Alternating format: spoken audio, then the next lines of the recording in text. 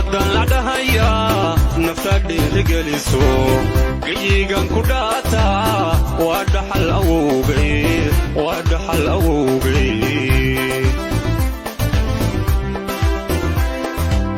nabadan la dhahaya nafta dhiirigeliso geyigan ku dhaata waa dhaxal awowgay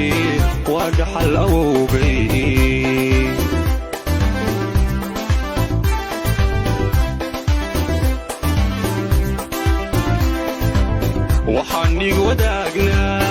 inta iga agdhowo dhalashana mid baan nahay mana nihin dad kala